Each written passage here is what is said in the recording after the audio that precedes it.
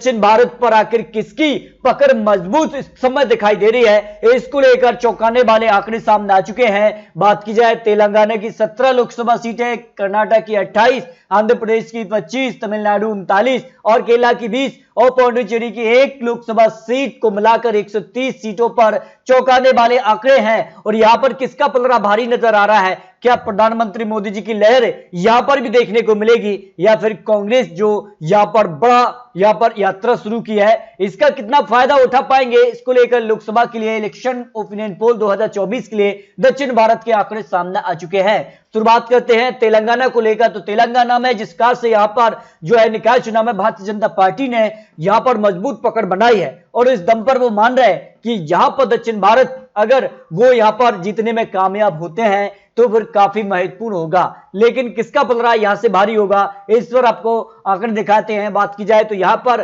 प्रधानमंत्री की पसंद कौन हो सकता है, तेलंगाना के लेकर जो आंकड़ा बन रहा है, इस पर प्रधानमंत्री मोदी जी को 38% लोग यहां पर पीएम चेहरे के तौर पर देखना चाहेंगे, जबकि राहुल गांधी को 40%, 22% अन्य यहां पर आ जाते हैं। इसमें अगर बात की जाए तेलंगाना में अगर जो सीटें उसमें अगर बात की जाए तो सीटों को लेकर टीआरएस को 8 लोकसभा सीटें जा सकती है, कांग्रेस को 3 लोकसभा सीट और भारतीय जनता पार्टी यहां पर 5 लोकसभा सीटों पर जीत हासिल कर सकती है। एक बड़ी जीत यहां पर भारतीय जनता पार्टी को तेलंगाना में लग सकती है। एम पार्टी को भी 1 लोकसभा सीट मिलने का अनुमान दिखाई दे रहा है। इसके अलावा बात की जाए तो कर्नाटक लोकसभा के लिए ओपिनियन पोल जो है वो 28 सीटों के लिए क्या आंकड़ा बन सकता है। भारतीय जनता पार्टी की सरकार कर्नाटक में है और ऐसे में माना जा रहा है कि कर्नाटक की 28 लोकसभा सीटों में से भारतीय जनता पार्टी को जबरदस्त फायदा हो रहा है, 24 लोकसभा सीटों तक पहुंच सकती है, जबकि कांग्रेस 3 और 1 यहां पर जेडीएस के खाते में जा सकती है सीट। इस तरह से कर्नाटक में भारतीय जनता पार्टी यहां पर पूरी तरह से बीजेपी लहर यहां पर देखने को मिल सकती है। बात की जाए आंध्र प्रदेश लोकसभा के लिए जो ओपिनियन पोल है, इसमें 25 लोकसभा सीटें हैं। आंध्र प्रदेश को लेकर जो आंकड़ा बन रहा है, इसमें 25 लोकसभा सीटों में से सबसे ज्यादा वाईएसआर को यहां पर 21 लोकसभा सीटें जा सकती है, जबकि बीजेपी यहां पर 0 से 1 सीट, यानी आंध्र प्रदेश में भारतीय जनता पार्टी काफी पीछे नजर आ रही है, जबकि टीडीपी को 3 लोकसभा सीटें जा सकती है, कांग्रेस भी 0 सीट आ सकती है। यानी यहां पर वाईएसआर कांग्रेस जो है वो एक बड़ी पार्टी है और एक बार फिर से यहां पर इसी पार्टी को लोकसभा की सीटें जा रही हैं। लेकिन भारतीय जनता पार्टी क्या यहां पर आंकड़ा बढ़ाएगी, ये काफी महत्वपूर्ण हो जाता है। इसके अलावा बात की जाए तमिलनाडु के लिए तो यहां की कौन पीएम के तौर पर देखा जा रहा है, 32% प्रधानमंत्री मोदी जी को देखना चाहेंगे, जबकि 56% राहुल गांधी को तमिलनाडु में पीएम चेहरा यहां पर हो सकता है। इस हिसाब से अगर बात की जाए तो तमिलनाडु लोकसभा सीट के लिए 39 लोकसभा सीटें आती हैं और यहां पर बात की जाए तो एआईडीएमके के पक्ष में 1, जबकि डीएमके को जबरदस्त फायदा हो रहा है।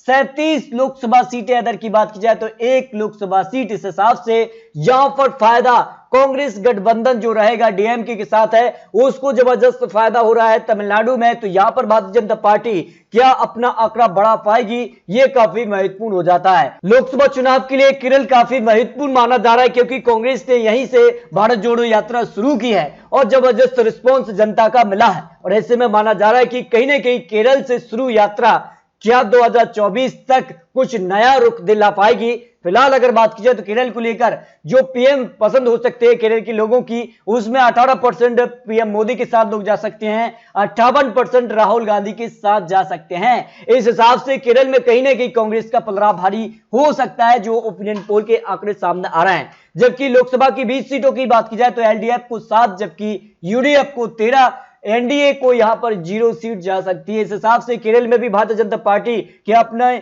सीटों में इजाफा कर पाएगी, ये काफी महत्वपूर्ण हो जाता है। ये लोकसभा चुनाव को लेकर काफी महत्वपूर्ण आंकड़े सामने आ रहे हैं। पौंडीचेरी की 1 सीट की भी बात की जाए तो यहां पर भी जो है राहुल गांधी 56%, जबकि 40% पीएम की यहां पर रेस में जो है पौंडीचेरी के दिखाई दे रहे हैं। इस हिसाब से अगर बात की जाए तो 1 सीट पर भी यूपीए का पलड़ा भारी नजर आ रहा है। यानी बात की जाए तो लोकसभा की 130 सीटों का जो चुनावी गणित है, इसमें अगर बात की जाए तो यहां पर कर्नाटक और यहां पर बात की जाए तो जिस कार से यहां पर आंध्र प्रदेश और अन्य राज्यों पर जिस कार का माहौल यहां पर देखने को मिल रहा है, क्या भारतीय जनता पार्टी क्या दक्षिण भारत के दरवाजे खोलने में सफल होगी और एक तरफा लोकसभा चुनाव में जीत मिल पाएगी, ये काफी महत्वपूर्ण हो गई, क्योंकि कांग्रेस भारत जोड़ो यात्रा के जरिए 2024 तक क्या पहुंच पाएंगे, ये काफी महत्वपूर्ण है। तो आपको क्या लगता है, दक्षिण भारत में क्या खिलेगा कमल या कहीं ना कहीं कांग्रेस की एक दमदार वापसी होगी? 2024 के लिए अगर बात की जाए तो 543 सीटों के आंकड़े भी बहुत जल्द आपको देंगे। तो आपको क्या लगता है, अपनी राय रख सकते हैं। 2024 में क्या प्रधानमंत्री मोदी जी हैट्रिक या वनवास स्वर गई कांग्रेस की वापसी होगी? क्या विपक्ष की रणनीति हो सकती है? प्रशांत किशोर के जरिए क्या विपक्ष एक साथ आ पाएगा? ये काफी महत्वपूर्ण है। तो अपनी राय कमेंट बॉक्स जरूर रखिए। दोस्तों मिलते हैं और सटीक महत्वपूर्ण लेटेस्ट अपडेट के साथ, तब तक के लिए जय हिंद जय भारत।